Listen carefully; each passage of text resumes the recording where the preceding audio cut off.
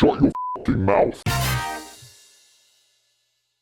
Do you lack talent? Do you have no skills whatsoever? Well, good news. Today's video is brought to you by Skillshare, where you can acquire skills and become a better person, a more employable human being, a finer example of a man. This video is brought to you by Skillshare, an online learning community for creators with thousands of topics to explore across design, business, art, music, and more. Makes you a more well-rounded individual. Skillshare is giving away a free trial of Premium to the first 1,000 people who use my link in the description below. More on them in a bit. Mwah! This video is all about Pullman's capitalist utopia. The only thing I know about Pullman is he makes really cool trains, or he made really cool trains, and now they still make them and they do these expensive, like, awesome train journeys, which, you know, I'd love to do one of those, but one, they're enormously expensive, and two, COVID. It's called Pullman's Capitalist Utopia because I believe he built, and I'm sure Danny, who wrote today's script, is going to explain to us, I believe he built this whole, like, capitalist dream town. And I'm like, this will very nicely balance out the video we did on communism, although I suppose it won't really, because that video about communism was just shitting over communism for about half an hour. And, well, maybe we'll all over capitalism because it maybe won't work, but I mean that's going to be hard because capitalism is the best. On the communism video, people are like, oh Simon, like they just didn't do communism right. They just didn't do it right. That's what was wrong. All of the examples. It's like, well, I'll tell you what, let's not try again, because when they didn't do it right, they did it really, really wrong. Oh, what happens here is Danny writes me a script, I will read it, and Sam will add some memes. Do I need to keep saying this? I mean, like 99% of people who watch this channel are subscribed. That's not true. Remember to subscribe. But you guys know what's up. No one stumbles across this channel and is like, what's this? Never seen this before. Back in 1883, Karl Marx was still scribbling down some more of his silly ideas for the communist revolution while sitting alone in an empty, silent, and freezing cold house in London. As he scooped some baked beans out of the tin that he'd salvaged from next door's dustbin, he may have quietly wished that he had enough money to buy back the pants that he'd bought a couple of weeks ago.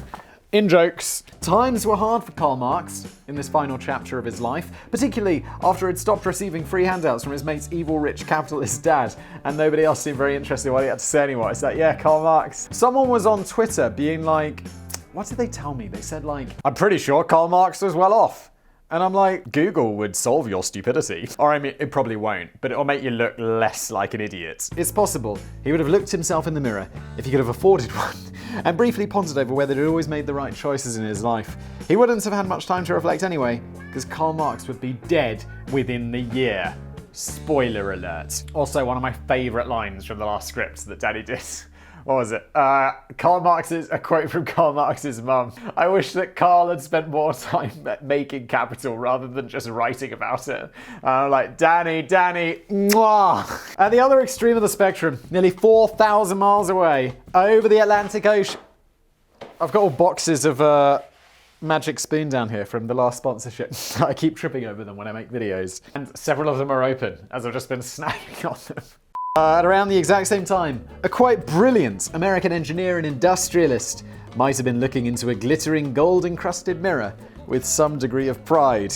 George Mortimer Pullman was about to launch a new venture which would raise Chicago from the mud and serve as a living and breathing and fully functioning testament to the healthy benefits of capitalism. I wish there was like you know that communist song that Sam always plays when we mention like the glory of communism, like do do do do do, and there's the Soviet people being like do do do.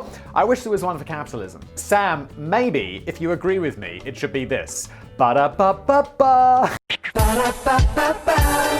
Please tell me that that's what the McDonald's theme is in America, otherwise that joke is going to fall flat with a large percentage of the watchers. That's what it is in Europe, and it's like ba-da-ba-ba-ba. I'm loving it. Is this the place to eat? Since I don't cook, I'll just rock to the beat. In America, it's probably more like ba-da-ba-ba-ba, you're going to eat this anyway. Pullman didn't just write grotty pamphlets about his ideals. He built an entire utopian company town around them. And this is the story of how one man proved beyond any shadow of a doubt that capitalism is the only true way forward for the rest of the Western world. Having said that, it seems there might have just been one or two minor niggles along the path, which was surely destined to end in one glorious, incontestable triumph. Born in Brockton, New York in 1831, under the sign of Pisces. Danny, stop! No one cares. George... I was under the sign. I didn't even know that was what you said. I'm a Taurus. They're like, oh, I'm a Pisces. We're gonna get along. You shut your fucking mouth. He moved to Chicago in 1857 and immediately rolled up his sleeves and got his hands dirty in helping build the city's first half-decent sewer system. But he wasn't planning on just rolling around in the shit for the rest of his life. The term businessman had only recently been coined for the very first time to describe a man who wasn't a merchant or a manufacturer, but rather a mobilizer of capital. And George was ready to help define the word by becoming an inspiring example of what it stood for. This is bold. It's like, what are you going to do? I am going to become the example they talk about for capitalism. During the 1860s, George developed a fancy new sleeping car for the fledgling American railroads, which were about to be transformed by the opening of the first transcontinental rail line in 1869. Up until that point, rail passengers had largely been treated like herds of cattle, but George planned to upgrade the experience with the launch of his new Pullman Palace car. He may not have invented the concept of a sleeping car, but he was certainly an innovator in the end, and the first to turn sleeping cars into a lucrative business. I love all of this. Like, I really like trains. Like, that sounds incredibly sad. And then people are going to be in the comments like, Simon, train spotting is not sad. And I'm like, look, I like it. I could see myself doing that, but it's objectively sad. I really like the idea of these like long luxury train journeys where you have like your own cabin and you look out the window and you eat some food. I'm like, that's pretty. Probably there's a grand piano in there as well. I'm like, hell yeah. Like the one good thing about the 19th century, everything else was shit. Don't you get into that business in the comments of being like, that it was better in the past. No, it wasn't. You are wrong. The idea was to introduce a touch of refinement and luxury to the rail experience. Admittedly, passengers were expected to pay about 5 times the price of a normal ticket, but that still seems like a pretty good deal for middle-class travelers who wanted to ride and sleep comfortably in quiet carriages with lush carpets and double-glazed windows and attentive service delivering gourmet food. It does sound awesome.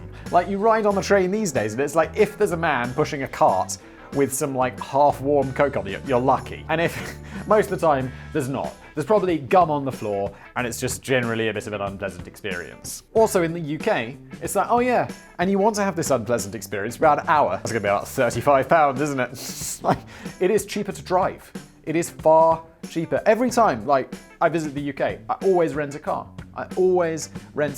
Because 1, it's much more convenient, and 2, it is cheaper than taking public transport, which is absurd. 150 years on, this still sounds like a good idea to somebody like me who has never enjoyed a comfortable ride on any of the hundreds of trips I've taken on a modern UK train. Danny and I, same page, although everyone in the United Kingdom is on the same page about the f***ing trains. I once paid an extra £200 for a first-class upgrade. F***ing hell, Danny. And the only difference seems to be that they give you a crap cup of coffee and a newspaper to read. Back when I grew up, first class was better because there was like a separate cabin, you know, you got to be away from all the plebeians and there'd be like a sliding door. It was nice, you know, and the seats were bigger and it was just much better. And then at some point, they just decided to make first class just the bit at the end of the train. Whereas like there's not even a door separating it. It's not a separate carriage. It's just not a there's not even a door dividing it. It's just like you walk in, there's some first class seats on the right, there's regular pleb class on the left, and it's like, what's the difference? It seems like maybe there's 1 inch more leg space, but you're on a train. There's enough leg space anyway. The seats are a different color. Ooh, fancy. I'm pretty sure they don't give you free newspapers. Also, newspapers are what? £1, £2? Also, who the reads newspapers? There's all those businessmen sitting in first class, like folding over a giant Times, like doing the fucking origami dance, like folding. No one does that. They just use their phones. 2020! I bet things would have worked out differently if the communists had been in charge of the trains. Yeah, you'd just be walking alongside them. Business for George was a little slow during the early years until the assassination of President Abraham Lincoln in 1865, which played a surprise role in getting George's new empire back on the right track. A Pullman Palace car was chosen as the carriage to transport the president's body from Washington, D.C. to his final resting place in Springfield, Illinois. And this historic funeral, I bet he really enjoyed all the amenities. Oh, would you like another coffee, Mr. He's dead, isn't he? Was observed by hundreds of thousands of mourners over the 3-week journey, making quite an impression. Like, this is good marketing though, isn't it? I mean, there's often on business plays, there's some example of a company which has made light of a tragedy to promote some products that no one wants. And I'll be like, what have you done?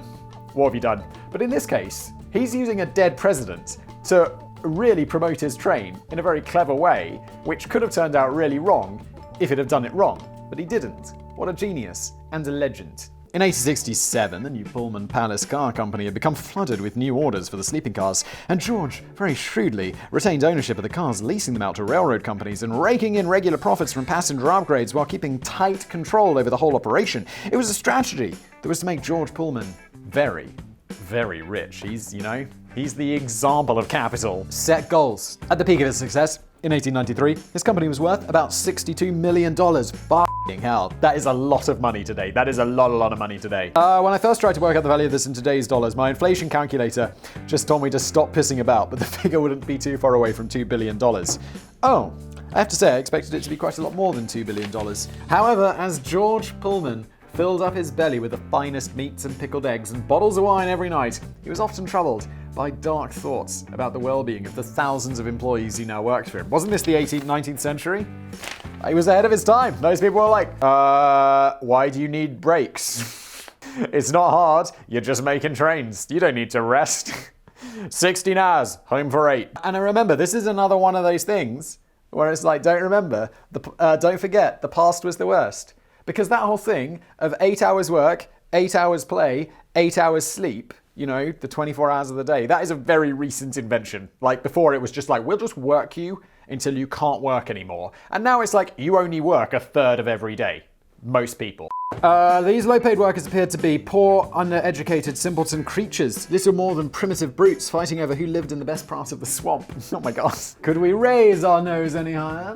What could George do to help refine these dangerous, savage beasts in some small way? At this point, George Pullman decided to dig deeper into his overflowing pockets and dramatically raise everybody's salary to a fair amount, which enabled them all to escape from the slums and live a life of blissful contentment without a single care in the world. This sounds like there's a but coming. No, sorry, I was looking through the wrong history book for a second there. George Pullman was a wiser man than I, and he had an even better idea. He figured that if he could provide his workers with decent homes in a beautiful and clean company town that delivered everything a proud resident could possibly wish for, he would naturally create a happier and more productive breed of worker who wasn't just concerned with the idea of going on strike all the bloody time. I mean, in theory, this sounds good. I mean, it's not going to work out because there's no company towns today, and those, well, I don't think. I mean, not any super famous ones. And it's like, well, it's probably not going to work out, is it? George obviously wasn't doing this out of the kindness of his own heart. He was a staunch capitalist. He didn't have one. But he claimed at the time, and everyone's like, Simon, you're such a capitalist. I guess I'm more capitalist than I am socialist. But I also believe, if you're new here, if you're old here, I should say, this is going to be a very tired repetition. But I always say, let's be capitalists, but not be dicks. And there are definitely good parts of socialism. Like, I very much believe in healthcare, and I very much believe in benefits for people who can't work, and these sorts of things, because I don't like people going bankrupt when they break their leg or whatever, and I don't like it when a disabled person is hungry, because I'm not a dick. The middle ground, it's not that complicated. But he claimed at the time that he wanted his employees to have all the advantages of living in better conditions and to feel satisfied with their place on the lower rung of the capitalist system. In a way, it was a bold effort to utterly perfect capitalism. Oh wait, I feel like I should go close to the mic for that. In a way, it was a bold effort to utterly perfect capitalism. For dramatic effect. I wish I should have like a holding mic, because then you could do much more with that, like, perfect capitalism. ASMR business plays with your boy. Of course, he was probably also motivated by the fact that the Pullman Company town would be a profitable capitalist venture in itself. It's a win-win. Residents certainly wouldn't be allowed to buy their own homes. The rents would be automatically deducted from their paychecks every month, yielding profits for the rich investors who had a guaranteed 6% return on their stakes in the $8 million development. George would also make profit from gas, electric, and pretty much everything else that stood in the company town. The whole idea, partly inspired by other company towns that already cropped up in England and Germany, was built on the concept of molding the perfect happy employee while making even more money out of them by ensuring that nearly every cent of their wages ended up back in the company coffers. Money is weird, isn't it? Like, I mean, I have a business degree. I do a channel about business. I feel like I find this, economics interesting. But is there that whole money thing? It just goes around in circles, doesn't it? And sometimes more money's brought in. It's so bizarre. It's really bizarre when you think about it, that we've just given the value to this kind of like meaningless thing. Maybe there was some merit to the idea that the town had succeeded in creating genuinely happier people. Let's see how that pans out. I get the feeling it's not going to pan out very well, Danny. I wish sometimes, but Danny actually read this himself. I just listened to it and reacted to it because I feel like as great as Danny is, I feel like, you know, there'd be more sarcasm in his voice than could truly be got across with text. So let me give that a try. Let's see how that pans out, shall we? Situated on the banks of Lake Calumet, about 12 miles from the Chicago border at the time, the new town of Pullman, self-named, because he's a legend, was I'm going to make the town of Whistler. So far, it's doing well. It's in Canada. Some skiing there. I've never been. I think I mentioned this before. My aunt once went and she brought me back a bunch of stickers that said Whistler. And I was like, thanks, auntie. One of them was a skiing one. And you guys are particularly like this. And it was about going up on the mountains. And it said Whistler, it's high time. And I was like, oh boy, is it? And I was like 13, so I didn't get the joke. But now I do, and I wish I still had that sticker. If anyone lives in Whistler and they still make those Whistler High Time stickers, I will make it worth your while to send me one of those. Email me. My email is on my Twitter. I will never announce it in a video because I don't want to get email for the rest of my life. And if you can go to Twitter and figure out how to get it, I figure that's cutting most people out. It was built on 3,000 acres of land just across from the lake from the Pullman Palace Car Company plant. By the 1880s, the first residents were all ready to move into this new, visionary town, which, at its peak, would be the home for 12,000 6,000. Danny, I think you added an extra zero. 12,600 lucky employees. Or 126,000. Who knows? And first impressions were pretty good. The elegant yellow brick buildings were landscaped front lawns, sat proudly on sidewalks paved with wood and lined with trees. The town had its own massive shopping centre complex, a movie theatre, along with a church and a library, every brick of which was naturally owned by Pullman. It had its own miniature lake for boating and swimming, with a little island in the middle for picnics and or arm wrestling tournaments or whatever. Okie dokie. There were a few complaints about more than one family having to share a single bathroom. But considering the era, yeah, this is the 19th century, 19th, 1800s. Why is that always so hard? Why can't they match up? I know why, but it's annoying. They had to share a single bathroom. But considering it was this era, most residents were thankful that they had such luxuries as indoor toilets and running water in the first place. You weren't likely to find such extravagance in any other working class town in Chicago back in those days. There were one or two slightly weird things about the new town though. And when I say one or two, I mean about 7. That's remarkably specific. Although renting a house in the town was optional, it was always understood that the company preferred town residents. Your job was never particularly secure if you dared live outside of the town. Although renting your position in the great Pullman factory was very much reflected in the house you rented. Standard factory workers lived in modest row houses, while factory managers enjoyed bigger family homes on the nicer side of town. Well, I mean, I don't want to be a dick, but that does make sense. You might have expected George to reside in the biggest house of all, but in fact he didn't even live in the town. George lived in a big fuck-off mansion several miles away on Prairie Avenue. I like how Danny leads us down the path of like him living in one of the row houses. Like, no. He couldn't fit his mansion in this town. I gotta stop for a sec because I'm getting too into it and I'll forget to do the Skillshare read, so let us just do it now. One of the skills you could be looking to build is coach building. Maybe you're like, I'm going to start my own capital. Look, you're not going to do that, but there's a lot of skills that you can build with Skillshare. Skillshare is an online learning community for creators. I always say that, and it says it in the talking points, but do you have to be a creator? Like, I'm a creator, so it's like, okay, sure. But what if you're not?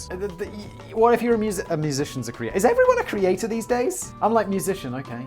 Business person, okay. Okay, whatever. Skillshare apparently smarter than I am, with thousands of topics, definitely smarter than I am, to explore across the arts and social sciences, everything from graphic design, animation, marketing skills, UX design, entrepreneurship. Be your own Pullman. BYOP. If you consider yourself a lifelong learner, check out Skillshare. Okay, what's up with Skillshare? You have unlimited classes. I've said this before. I'll say it again. Look, I'll be looking to do something. I'll be like, I don't know how to do this one thing. YouTubers let me down. I'll find some course on Skillshare. Skillshare's nice. Like, on YouTube, you're like, okay, well, there's like 700 videos about this. Most of them were recorded 10 years ago, and some dudes just, you want to learn how to do something on the computer, and it's got some raging music going on in the background, and it's just a dude clicking on a start menu from like 1995. You're like, this is not how I configure a mouse. Skillshare's, it's actually got, standards of quality. Like YouTube, any motherfucker can just upload some shit and be like, woo, I made a video. But Skillshare is like actually useful courses on stuff. So if you want to find out how to do something, get the Skillshare class, jump in. It's like, okay, I need part 17, forget part 16, forget part 18. I don't need that noise. And then you just leave that class alone. But because Skillshare is just one monthly fee, or there's a free premium trial for the first 1,000 people, so totally free, link below. What? You don't pay for each individual course, which is how no one wants to do things. Except most of those other unnamed learning websites on the internet, it's like that's exactly how they do it. And it's like, well, that just seems a bit capitalist. But the benefit for you about Skillshare not being greedy f***s is that it's actually a better deal for you. Which is pretty great. That's definitely not in the talking points. Skillshare is giving away a free trial of this. Oh, I already said that, but I should probably repeat it because it's, I've got to recommend courses. I just go in there generally, like I said, and I just extract little things I need. But Skillshare were like, Simon, do a full course. And I was like, oh, bloody hell, all right. So I did do this email course because my email inbox is an absolute massive disaster. And so I found this course by, what was her name? Alexandra Samuel. And she's like, just tells you how to do everything. Make these little folders, schedule everything out, like put things in the right places, get rid of all that crazy ass spam that's going on. And now I'm like an inbox wizard. And so it's actually really cool that I took that course. Thanks for making me get my together, Skillshare. This read has gone on long enough. Premium membership, it's for free, first 1,000 people only. And then if you enjoy that trial membership, $10 a month. That is the deal. Let's get back to it. The Pullman Company was notable for quickly becoming one of the biggest employers of former African-American slaves who were often given positions as porters on the sleeping cars, although they were paid shitty wages and usually had to rely on rare tips from racist passengers to top up their income. Yeah, those racists, they were really good with tipping. Oh, and this generosity from George only went so far. Although Pullman was generally considered to be a diverse town with over half the population hailing from outside the United States, this diversity did not extend to black employees who were not welcome to live in the town. Oh, every time Danny's like, look at this great thing he did. Oh no, turns out he was a dick. What is going on? I'm getting a phone call. I'll be right back. I'm back. It was a delivery. A delivery. It's like, oh yeah, your allocated delivery spot is 10:55 to 11:55 a.m. 9:55. Hi, I'm here. It's like, I'm not. You're an hour early. You have an hour window, motherfucker. George firmly believed that his ignorant, brutish workforce might shed some of their primitive ways once it helped them get out of the gutter and into a half-decent town. It always annoyed him in the past that some of his workers resorted to such vulgar activities as going to a bar in the evening to get drunk, which he felt led to hangovers and reduced productivity the next day. Well, he wasn't wrong. So wise old George made sure that you couldn't buy alcohol anywhere in Pullman town. Well, that's not entirely true. There was one place in the whole town where alcohol was served, the Hotel Florence, a lavish establishment named after George's daughter. The only problem was that normal factory workers weren't welcome here at all. It was a place reserved for only rich guests and railroad barons who fancied some hard liquor while they were doing business with George. George was a dick. There were some other surprisingly strict laws laid out by the central planners which would make Disney's Celebration Town quite liberal in comparison. If you'd like to learn more about that, check out our video about Celebration, Disney's murder town. I will say I'd link to it below, but I probably won't, so... You know why? Because there's a link to our fantastic sponsor, Skillshare, below. Public gatherings not sanctioned by the company were forbidden, so you were fine to go for a stroll by the ornamental lake, but you needed to make sure that you didn't bump into too many people at once. Sounds like COVID. Guess what, bitch? That might explain why nearly every old photograph of the town looks mysteriously devoid of people. There were also bans on independent newspapers and open discussions. Okay, now we're getting into like dystopia territory. And you'd better watch your step as company spies were everywhere, eavesdropping on private conversations to detect any potential negativity. Everything's wonderful! All the time! Your house could also receive surprise random inspections for cleanliness at any time, and your lease could be terminated just 10 days notice if your home wasn't quite up to scratch. Surprise, motherfucker! The church stood empty, as no approved denomination in this town of mixed faiths could afford to pay rent, while the massive library was also completely silent, as the membership was about $3, or $80 in today's money, which the average resident simply couldn't afford. Is that like per month? That's insane! I'm not sure who came up with the bright idea of pricing library memberships way beyond the reach of anyone in the town who might be able to use it. I'm betting it's George. And even the huge shopping centre known as the Arcade was a huge rip-off, with vastly inflated prices which were beyond the means of the very people that George was trying to squeeze every last cent from. One Pullman resident glumly observed at the time, "We are born in a Pullman house, fed from Pullman shops, taught in the Pullman school, and when we die, we shall go to Pullman hell. It was time for Thomas to leave. He had seen everything. Yeah, and the grim thing is, it's like, yeah, why don't they just leave? Because, you know, it was worse elsewhere. Despite all these serious misgivings, it's very possible that the company town would have quietly chugged along for a while longer if it wasn't for the massive stock market crash of 1893, which led to the worst economic depression ever witnessed by the United States at the time. Well, I was about to be outdone, 37 years later? 36 years later? Poor George was struggling to maintain profitability during this disastrous downturn in fortunes, and many out-of-town employees were laid off. The lucky residents of Pullman largely managed to cling on to their jobs at the factory, but had to take a big pay cut of 30%, and he was already not paying them very much. They're definitely not going to be able to go to the library now. The bad news is that while George was busy slashing wages, he refused to slash the rent. He claimed that this was impossible because of the 6% return it guaranteed the town's investors. This meant that the skilled mechanics who had toiled away on 12-hour shifts were often left with literally just a few cents to live on after the gas and rent and electric had been automatically deducted from their paychecks. What is slavery again? I don't know how you define slavery, but if you live in someone's house, Pullman's house, for free, and you don't pay rent and electric and gas, and you have to work for them really hard at a job you can't leave. This is slavery, right? That just sounds like slavery with extra steps. Ooh la la, someone's gonna get laid in college. One weary worker famously decided to keep his final paycheck of 2 cents as a tragic memento rather than go to the trouble of cashing it. But a bloke called Eugene V. Debs offered a ray of hope for the disenchanted residents of Pullman, who were now far from happy with the place and their lower rung on the capitalist system. Eugene encouraged the workers to join his American Railway Union, which threatened strike action if the Pullman Company didn't respond to the union's demands relating to the absence of democracy in the town, excessive gas and water rates, rigid paternalistic control of workers, and the lack of opportunity for workers to buy their houses.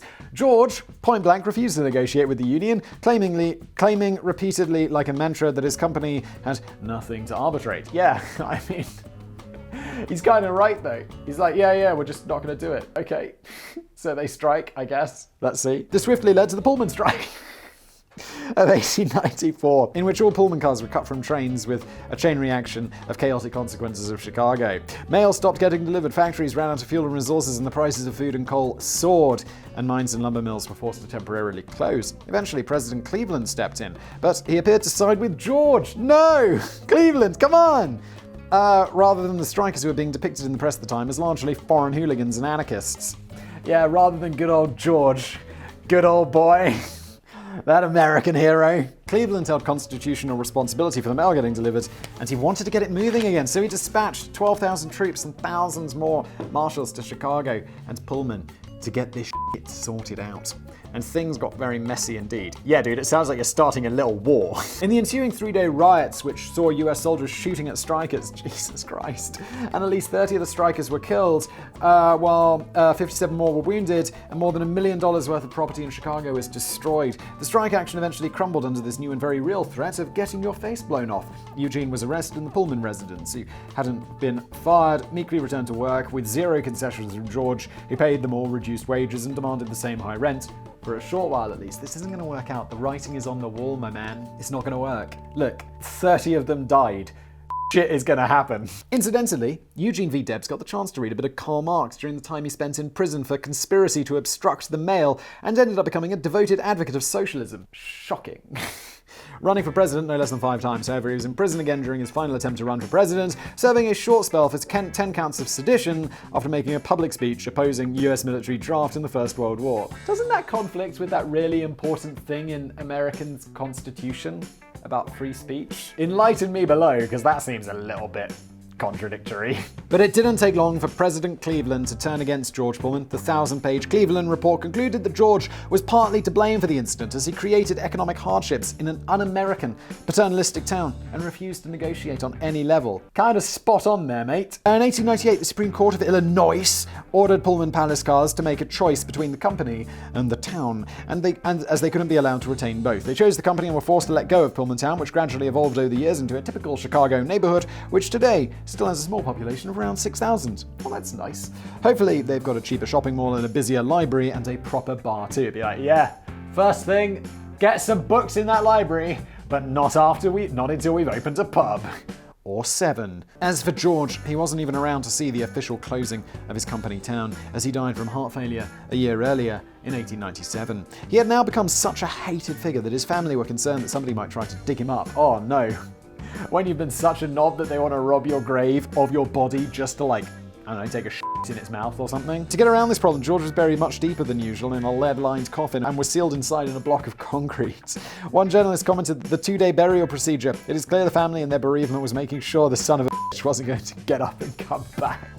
Brilliant. So it seems like the whole idea of building a capitalist utopia on the backs of workers didn't really work on any level. Maybe because nobody other than George himself ever really fully bought into the idea or his shared vision of a town, which ultimately evolved into a dictatorship under which the workers could barely be expected to survive, let alone appreciate the position on the lower rung of the capitalist system. Maybe it's time we made another video about communism. Look, I mean, this is the thing. Like, communism, we talked about it. It's kind of like, it's way too far. No one wants that shit. Capitalism, this is the counterpoint, the other argument. It's also a piece of shit. Nice. In the middle. Why not? Thank you for watching. This video has been brought to you by Skillshare. If you would like to also purchase the merch and various other designs, you can go to purchasethemerch.co, but not until you've supported Skillshare, all right? See you next time.